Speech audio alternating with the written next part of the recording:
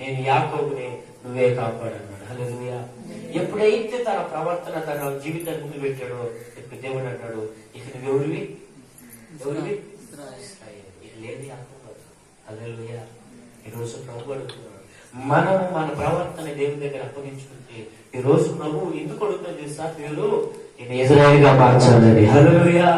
Israel అనగా ఆశీర్వదించబడిన జనాంగం, ఇజ్రాయేల్ అనగా దీవించబడిన జనాంగం, ఇజ్రాయేల్ అనగా రక్షించబడిన జనాంగం, ఇజ్రాయేల్ అనగా పరిశుద్ధ జనాంగం, నీతి కలిగిన జనాంగం, యథార్థత కలిగిన జనాంగం, ఇజ్రాయేల్ అనగా దేవుని నామము కలిగిన జనాంగం. ఇజ్రాయేల్ అని ఒక మాట చెప్పనా, నిత్య జీవానికి వారసులైన వారు. చెప్పబడి భయపడదామా? హల్లెలూయా. నిత్య జీవానికి వారసులైన ఇంకో మాట చెప్పనా, ఎప్పుడైతే దేవుడు యాకోబు తన నిజమైన పేరు చెప్పుకున్నాడో, ఆ పేరు చెప్పుకున్న తర్వాత ఎప్పుడైతే దేవుడు పేరు మార్చాడో, మీరు బైబిల్ 30 సార్లు 100 సార్లు జరిగించినటువంటి మళ్ళా యాకోబు యొక్క లక్షణాలు